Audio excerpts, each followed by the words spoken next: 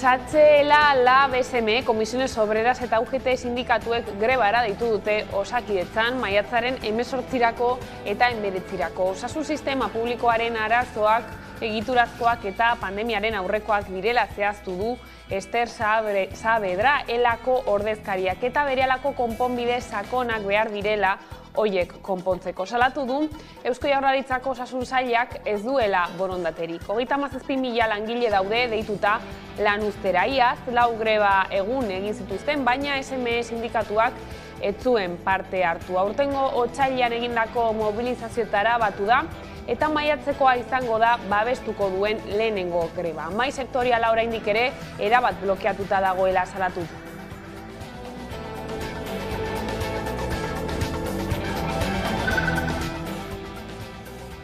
Administrazioak jarritako hizkuntza irizpideen kontrako sententziak ugariak izan dira azken hilabeteotan. Erakunde ugarik adierazi dute hoien gaineko ardura edonola ere, hizkuntza eskubideak jomugan jartzen dituzten epaiak azaltzen zaizkigu oraindik. Azken haunakoa EAEko Justizia Auzitegi Nagusiak otsailean emandako epai batean ebatzi zuen Eusko Jaurlaritzako Hezkuntza Sailak eskola garraioarekin lotutako kontratazio baterako jarritako hizkuntza klausulak ez zirela egokiak, sententzian jartzen du inposizio bat direla. Administrazioarekiko auzietako salaren lehenengo atalak eman du epaia.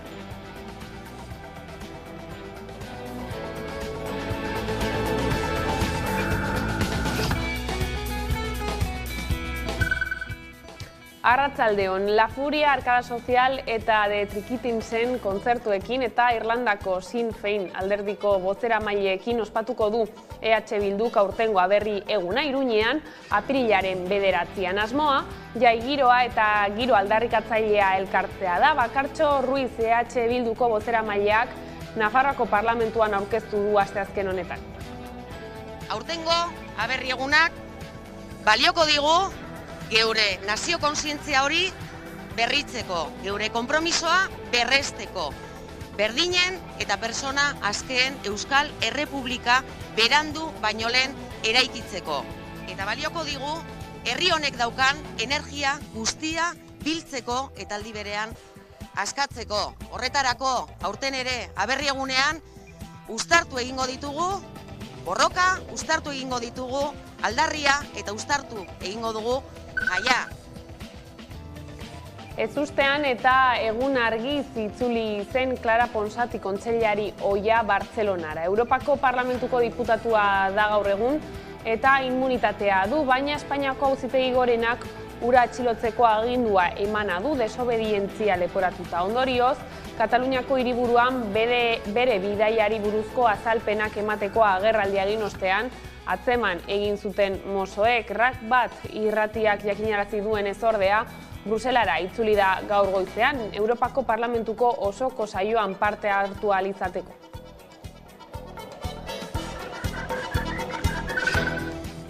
Gizarteratzeko eta diru sarrerak bermatzeko euskal sistemaren legea asteazken honetan indarrean sartu da. Gutun sozialak salatu duenez, lege berriak ez dakar berritasunik pobreziaren aurkako borrokan, era berean eskatzen duenez politika publikoen norabidea aldatzea eskatzen du, egoera errotik heltzeko eta bizi baldintza duinen alde egiteko. Euskal Herriko eskubide sozialen aldeko gutunaren hautetan esan nahi dugu, gure aldarrikapena dela, lege honekin ez dela pobrezia bukatuko eta teorian ekarriko dituen onurak ez direla hain DBSa kobratze duten pertsonestan ez dela hain onuragarria izan. Azpiegiturei dagokionez oraindik zehazteke dago noiz amaituko dituzten Ipar Euskal Herria eta hegoaldea batuko dituen AHT-aren obrak. Bien bitartean, Gipuzkoan aurrerantz doazela ikus daiteke. Udane Arbeo? Jaurlaritzak iragarri du Donostiako abiadura handiko trenaren sarbidea urtebete berru amaituko dutela, alegia Hernani eta Astegarraga tartea datorren urteko udaberrian amaituko dutela. 2,4 kilometroko luzera izango du tarte horrek eta 94 milioi euro gastatuko dituzte horretan. Hain justu Hernani Astigarraga da Espainiako gobernua Jaurlaritzarekin eta Adifekin batera 2006an sinatutako lehen kudeaketa agindua osatzen duten 18 artean azken aurreko fasea edota tartea, eta Astigarraga Lezo tartea berriz informazio azterlanerako fasean dago une honetan. Entzun dezagun Iñaki Arriola sailburua, garraio sailburua. Espainiako abiadura handiko trenaren lehen zubibide tiranteduna du. 30 metroko altuera duten 3 mastaditzu eta Urumea ibaia 2 aldiz zeharkatzen du, forma berezi bat sortuz. Aste batzu barru, bide zubiko lanak amaitu ondoren, abiadura handiko trenaren zati honen azkenengo faseari ekingo diogu eta hurrengo urteko udaberrian bukatzea espero dugu. Eta kulturan datorren larun batean Zein Festivala ospatuko da. Bigarren urtez, kultura proposamen zabala dakar jaialdiak, 22 artistek hartuko dute parte, horien artean Zetak, Nogen, Eskabidean edota Dr. Dese. Horrez gain, disiplina artistiko desberdinek ere izango dute tokia. Ez dut inoiz ukatuko zer den. State Fest egun osoko festa izango da, egun osoko eta gainean mundu guztiarentzat. Hemendikat asko izugarri gustatzen zaigu eta haien omenez egingo dugun festa izango da. Kalitatea bermatuta dago, pantailara begiratzea baino ez dago, danontzako dago eskaintza, elkargunea da, musikariekin, lagunekin, musika azkenean batzen gaitun elkargune bat ere badalako. Nahi duna erakutsi gure emanalditan. Aniztasuna, ez bakarrik pertsonan aniztasuna, baina derra gestenan da aniztasuna. Jaialdiarekin oso pozik gaude, milaka eta milaka pertsona izango diraan. Baina, bai uste dut, jaialdi herriko badela, jaialdi bat non milaka pertsona egon beharra diren, jaialdiak berak zentzua izateko, ez? Zu dela proiektu bat, bere garaian eragina handia izan zuena, baina gaur egun hobe ulertu dena, nire iritziz, ez? Klaseko ezatearen komplejuri bat erez, erdara traketxetan mintzatzearen aerez.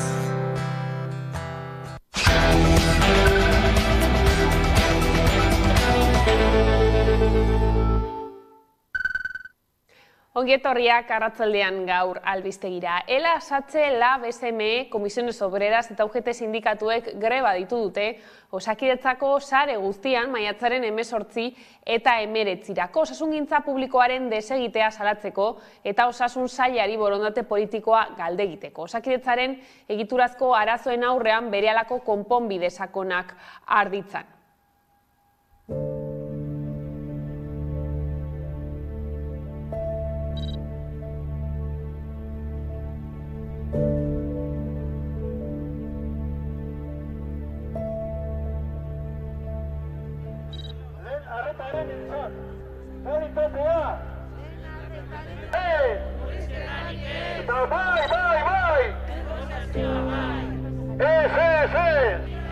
Reforma de primaria es lo prioritaria. Reforma de primaria.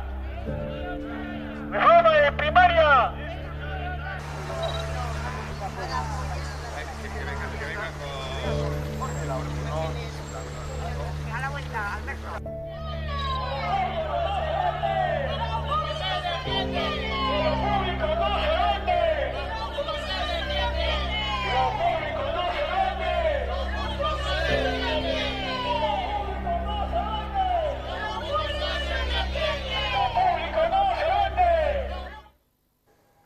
Arartekoak nabarmendu du pandemia ondoren zenbait administrazioak ez dutela elkarlana zaindu. EAEko Ararteko Manuel Lezertuak 2022ko txostena aurkeztu du. 2022an jaso zituen kexu eta eskakizunei buruzko txostenak nabarmendu du zenbait erakundek ez dietela erantzuten Arartekoaren informazio eskaerei. Bestalde, Osakidetzari lotutako kexak 120 ugaritu dira 2020 urtearekin alderatuta. Arartekoaren bulegoan 12.704 bide tramitatu zituzten iaz, 7.504 kesa eta kontsulta izan ziren, eta erakundeak ofizioz 21 jardunbide abiatu zituen. Era berean, 2328 espediente ebatzi zituen eta 1355 ebazpen eman. Kezak tramitatzeko batez besteko epea 76 egun izan zen. Osakidetzari dagokionez idatzizko 307 kesa aurkeztu ziren. Izan ere, kesak gehien ugaritu diren arloa izan zen. Arartekoak tramitatutako guztien 12,11. Lezertuak adierazi duenez 2020 urtearekin alderatuta, osakidetzarekin lotutako kesek 220 egin dute gora. Hala ere, azpimarratu du, pandemia aurretik ere osasun arretaren egoera kaskarra zela. Gizarte bazterkeriaren aurkako bitartekoekin lotutako kesek berriz behera egin dute. 2021 baino 50 gutxiago tramitatu ziren.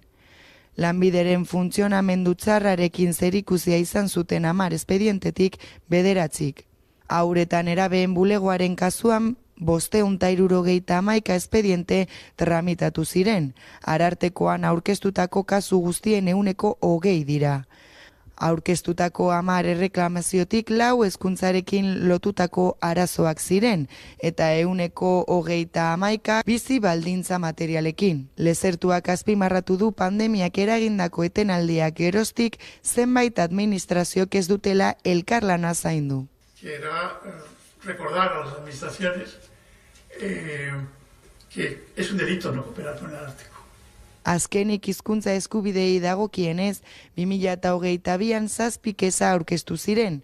Administrazioekiko harremanetan herritarren hizkuntza eskubideak errespetatu ez zirelako. Iaz euskararen eta gaztelaniaren koofizialtasunetik eratorritako eskubidei buruzko kesak nagusitu ziren. Bestalde, administrazioak jarritako hizkuntza irizpideen kontrako sententziak ugariak izan dira azken hilabeteotan. Erakunde ugarik adierazi dute hoien gaineko ardura eta beste ale batorra EAEko Justizia Auzitegi Nagusiak otsailean emandako epai batean ebatzi zuen Eusko Jaurlaritzako Hezkuntza Sailak eskola garraioarekin lotutako kontratazio baterako jarritako hizkuntza klausulak ez direla egokiak, sententzian jartzen du inposizio bat direla.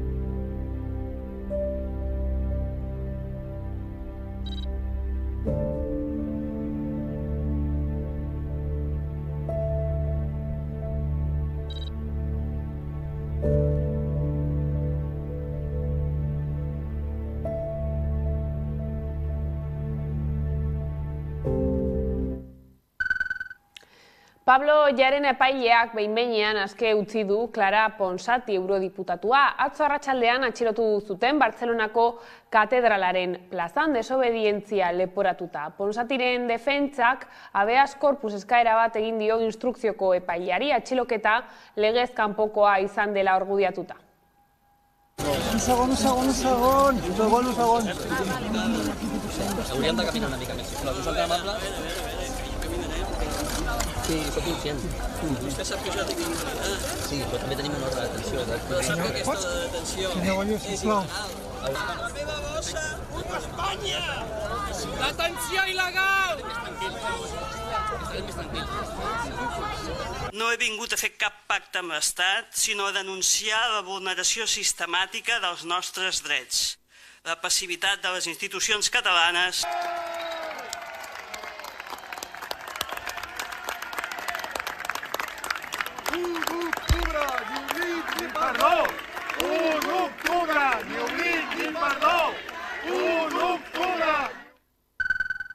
Espainiako ministroen kontseiluak martxoaren 16an onartu zuen pentsioen erreforma eta atzo bertan lortu zuen erreforma aurrera eramateko sostengu nahikoa. RZek adierazi du erreforma babestuko duela akordio bat lortu duelako gobernuarekin. Seme-alabak zaintzeko lanaldia murrizten duten emakumeek murrizketa tarte osoan murrizketaren aurretik zuten lanaldiaren 100% kotizatzeko. Hala ere, erreformaren aurka egin dute ELA, Galiziako CIG eta Kataluniako intersindikal sindikatuek.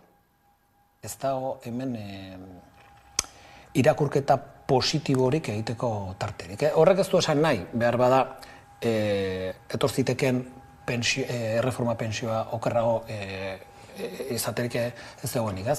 Guk hori ikusten dugu eta aitortzen dugu, eta badakigu beste alderdi batzuk horretan jokatu dutela, baina horrek ez du erreforma ona bilakatzen, ez? Hori esaten dugu, eta guk eskatzen duguna da behintzat aukera bat erreforma honetaz hitz egiteko eta argudio guztiak behintzat ezaguteko. Eraldaketa produktibo justu bat martxan jartzeko EH Bilduk industria politika eraginkorrerako izeneko proposamena aurkeztu du. Urtebeteko hausnarketa prozesuaren emaitza da txostena eta azterlanaren arabera industria pisua galtzen ari da. Eraldaketa produktibo justu bat martxan jartzeko Euskal Herriko industria berpizteko EH Bilduk badu plan bat. Industria politika eraginkorrerako proposamena aurkeztu du koalizioa abertzaleak. Beharrezkoa zaigu lurraldean errotutako balio erantzi altuko ehun industrial bat. Urtebeteko hausnarketa prozesuren emaitza da txostena eta azterlanaren arabera industria pisua galtzen ari da. Eta hori dela eta politika publikoen eta pribatuen norabidea aldatzea defendatu du EH Bilduk. Ambizio kolektiboa berreskuratu behar dela eta herri honek etorkizuneko egitasmo bat izango badu, halako ziurgabetasun garai hauetan, behar duela norabide aldaketa bat, behar dituela konponbide berriak. Sektoreak bizi duen krisiari erantzutea helburu hartuta proposamenak aurkeztu ditu koalizioak. Izan ere, industriarako politika ekintzailea diseinatu du eta haren oinarri batzuk zehaztu ditu. Alderdiak kritikatu duenez egun enpresak ez daude errotutan eta sektore estrategikoetan trakzio enpresak galtzen ari dira. Ehun industrialaren galera bat bizitzen ari garela, ehun industrialaren deserrotze bat ere gertatzen ari dela, eta enpresa estrategikoak galdu ditugula, edo enpresa traktoreak galdu ditugula sektore estrategikoetan. Eta horregatik neurri eraginkorrak martxan jarri behar direla deritzo. Besteak beste, erakunde publikoen baldintzapeneko bultzada ekonomikoa, langileak erabaki gunetan zerratuko dituen kudeaketa eredua, eta enpresen deserrotzea oztopatzeko neurriak. Langileen estatutu propioa definitzearen alde egin du EH Bilduk, egungo enpresaburu elkarten diskurtso hegemonikoa kritikatzen du. Eta enpresa euskal eredu bat proposatzen du langileen parte hartze handiagoarekin, eta ingurune lehiakor bat eta presio fiskal txikia lotzen ez dituena. Langileen parte hartzea bilatu beharko litzateke kudeaketan, irabazien banaketan eta baita enpresaren jabetzan ere. Eta uste dugu, hau badela bide bat enpresa demokratizatzeko, edo izan daitekeela bide bat enpresa demokratizatzeko, eta badela aukera bat, edo izan daitekeela aukera bat, baita ere, Euskal Herriak eredu sozial eta ekonomiko berdinzale eta iraunkor bat sortzeko egin beharreko eraldaketarako. Jai, giroa eta aldarrikapena uztartuko ditu EH Bilduk Iruñeko aberriegunean, La Furia, Arkada Sozial eta Detrikitin zen kontzertuekin eta beste emanaldi batzuekin ospatuko du aberrieguna.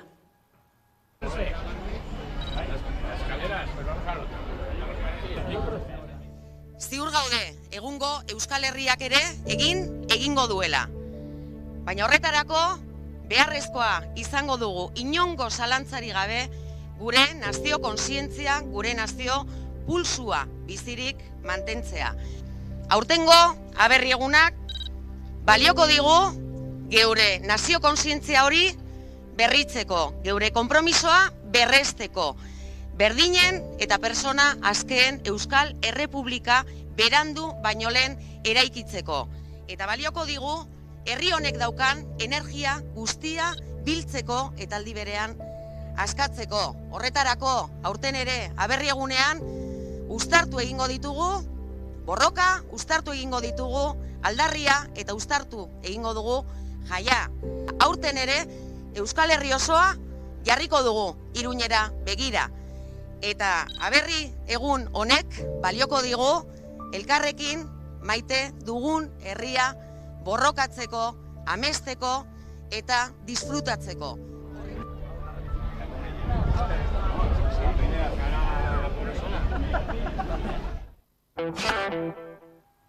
Eta basoa euskaraz egitearen aldeko ikasleek Bordeletik Baionarako bizikleta martxa egingo dute. Aprilaren 18an abiatuko dute ibilaldia.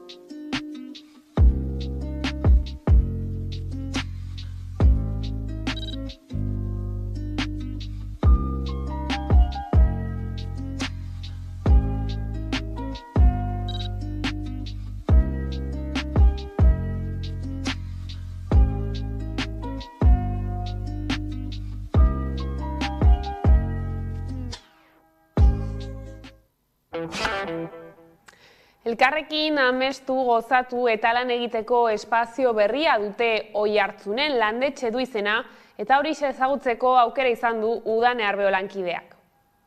7 urteko proiektuaren ostean heldu da Landetxe eraikina Oiartzungo herritarrei ateak irekitzeko ordua. Hasiera batean bildu ziren Oiartzunek zein behar dituzten identifikatzeko eta bertan 4 lehentasun identifikatu zituzten. Kulturareto berria, zahartze aktiboa sustatzeko jubilatuen egoitza berria, euskara indartu eta eragileak batuko dituen espazioa eta zaintza erdigunean jartzeko azpiegitura egokiak. Esan bezala 4 lehentasun horiekin, 4 oinarri eta zutabe horiekin osatu dute edota sortu dute Landetxe instalazioa. Ikus dezagun.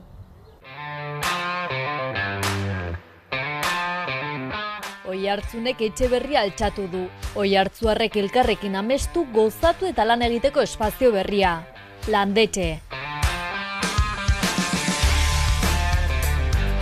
7 urteko proiektuaren ostean heldu da ateak herritarrei irekitzeko ordua. Oiartzunek zituen behar estrategikoak aztertu eta 4 lehentasun identifikatu zituzten. Kulturaretoaren beharra, zahartze aktiboa sustatzeko jubilatuentzako egoitza berria, euskara indartu eta eragile guztiak elkartuko dituen espazioa eta gizarte zerbitzuak eta zaintza erdigunan jartzeko azpiegitura egokiak. 4 lehentasun horiek izan dira Landetxe sortzeko oinarria, eraikinaren 4 zutabeak, ongizatea, kultura, euskara eta adinekoak. 4 zutabe, 4 ardatz, 4 oinarri. Landetxen batuko dira aurrerantzean euskalgintza, herriko jubilatuak, kulturgileak eta kulturzaleak. Horrela Landetxeri esker libre geratu da Ferminen etxea eta bertan kokatuko dute udaleko ongizate saia, herriko plazan, erdigunean.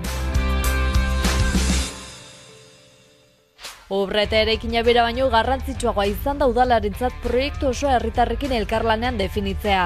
Horretarako arlo-zarlo martxan jarritako parte hartze prozesuak emankorrak eta aberatsak izan direla adierazi du udalak. Aurrerantzean ere elkarrekin lanean jarraitzeko deia egin diete herritarrei. Herritarrak direlako Oiartzun mugitzen duen indarra. Oiartzuneko orain aterpe berria du. Indarrak batu, elkarlanen proiektu berriak sortu eta herri hobe bat egiteko tresna berria.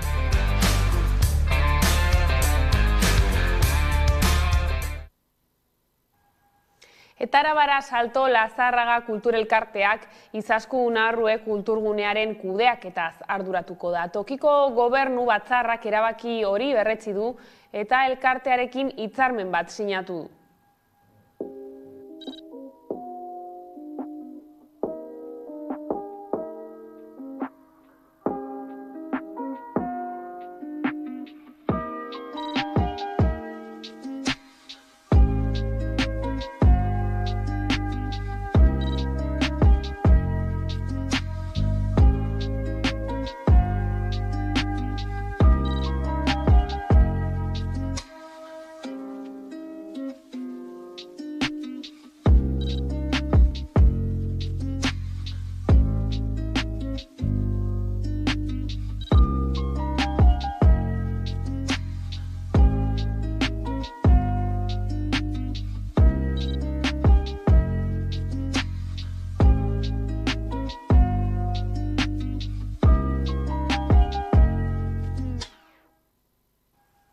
BBK Fundazioak Kutxabanken akziodun nagusia izaten jarraituko du, errotzea bermatu du 231 milioi eurotik gorako erreserba funtsa eratu ostean. Egin beharrekoak egin ditu BBKak. BBK Fundazioak Kutxabanken akziodun nagusia izaten jarraituko du. Errotzea bermatu du 231 milioi eurotik gorako erreserba funtsa eratu ostean. Funtsaren dotazioarekin Kutxabank errotzea bermatzen dugu. Euskal erakundea, Euskadiko zerbitzu enpresa nagusia eta 6.000 familia baino gehiagori enplegua ematen diena, hemen jarraitzean ahalbidetuz. 200 milioi euro baino gehiagoko erreserba funtsa izatea da legeak ezarritako nahitaezko betekizuna, eta bete du dagoeneko 2024ko azken epea baino 2 urte lehenago. Aurrezki kutxen eta banko fundazioen legean aurreikusitakoa baino 2 urte lehenago eskatzen duen erreserba funtsaren gutxieneko volumen objektiboa osatu dugu. Egindako kudeaketa egokiari esker izan dela dio erakundeak, eta gaineratu du lortutakoa mugarri oso garrantzitsua dela. Hori guztia posible izan da BBKak egindako kudeaketa onari esker. Gaineratu duenez, burtsara ez ateratzeko erabakiari esker, 2.000 milioi euroko galerak saiestu ziren. Garrantzi handiko gertaera da guretzat. Askok uste zuten ez genuela lortuko. Biderik zailena aukeratu genuen, baina sustraitze eta egonkortasunari dagokienez, ekarpen handiena egiten zuena eta eskartzen zenaren espirituari gehiago egokitzen ziatxona. Bere ondarearen dibertsifikazioa progresibo eta partaidetuaren kudeaketa osasuntsu eta zurra, bankuarekiko mendekotasuna murrizteko. Hori guztia, gure gizarte ekintza sendotzeko, hori baita gure izateko arrazoia. Eta Gasteizen udan gozatu udalak antolatutako opor programan izena emateko epea zabalik dago. Guztira Gasteizko udalak 2.324 plaza eskaintzen ditu, 4 eta 18 urte bitarteko haur eta gazteentzat.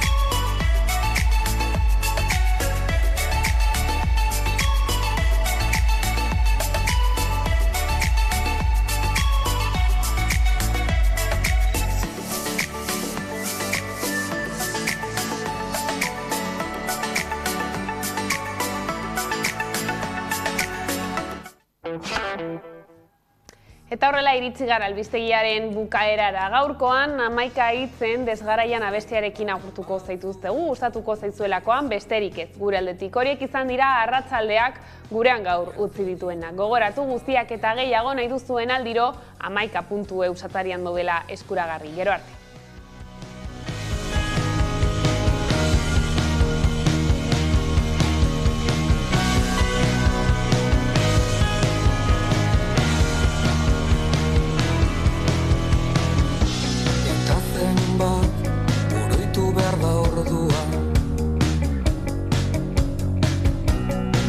Galdetuko balidatea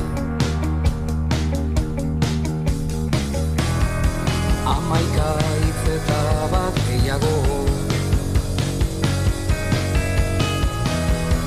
Erantzungo nieke Eten gabeko ariri Ondo lotutako paisaiari